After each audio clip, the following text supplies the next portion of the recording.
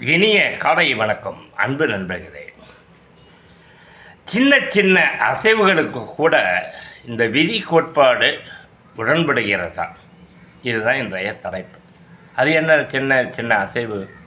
உதாரணத்துக்கு நீங்கள் குடிக்கிறீங்க ஒரு காஃபி, ஒரு டீ, இதெல்லாம் ஒரு சின்ன அசைவு, வாழ்க்கையில் தினசரி நடக்கிற சின்ன அசைவு.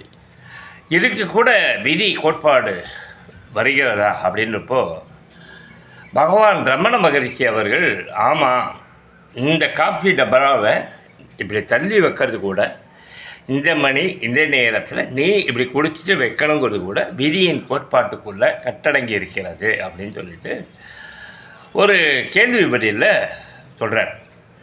அவரை பார்த்து கேட்ட கேள்விக்கு அப்போ மனுஷங்கிறவன் யார் சார் அப்படின்னு கேட்குறாரு. அதுக்கு பகவான் ரமண மகரிஷி சொல்கிறாரு, மனுஷங்கிறவன் ஒரு அற்ப சதைப்பிண்டம்.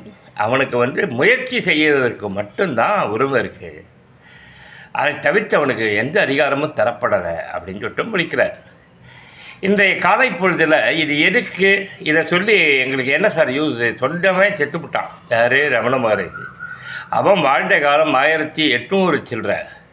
அதாவது இந்த சுதந்திர போராட்டத்துக்கு முன்னாடி செத்துப்பிட்டார். அதிகபட்சம் ஃபைனல் எண்டுன்னா கூட 1930க்குள்ளே செத்து போயிட்டார். இன்னும் ஒரு 60 வருஷம் ஆகிடுச்சு. காலம் மருவியாச்சு.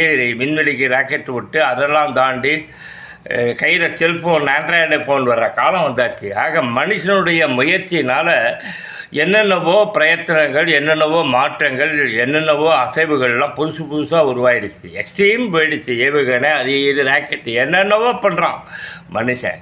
அப்போ அந்த கோட்பாடெல்லாம் போய் இப்போ சோம்பேறிகள் மட்டும்தான் கடைபிடிப்பாங்க. மனுஷன் நல்ல அறிவு உள்ள மனுஷன், விழிப்புணர்வு உள்ள மனுஷன் இதெல்லாம் கடைப்பிடிக்க மாட்டான்னு சொல்லிட்டு என்னோட கருத்து மட்டுமல்ல, நிறைய பேருடைய கருத்து. இப்போது அந்த கருத்தை நான் எத்தனை % எடுத்துக்கிறேன்னு வைங்க. உதாரணத்துக்கு இவ்வளோ மாற்றங்களை சந்திச்சாச்சு மனித குலம்.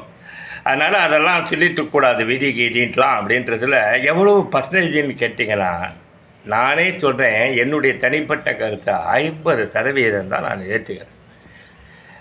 மீதி 50% அவருடைய கோட்பாடு டாமினேட் பண்ணி நிற்குது. என்னுடைய அனுபவத்தில், என் வாழ்க்கையில் நான் சோம்பேறியே கிடையாது. எனக்கு ஒரு நாள் யாராவது லீவு கொடுத்தாங்கன்னா பைத்தியம் பிடிச்ச மாதிரி ஆயிரம். டெய்லி வேலைக்கு போடுவேன், ஏதாவது ஒன்று வேலை செஞ்சிகிட்டே இருக்கவே. சோம்பி படுக்கிறதே எனக்கு பிடிக்காது. ஆனால் என் அனுபவத்தில் 50% தான் அதை ஏற்றுக்க முடியுதுங்க. மீதி 50% என்னால் ஏற்றுக்க முடியல. அது உடன்பாடு இல்லை. இன்னொரு வீடியோ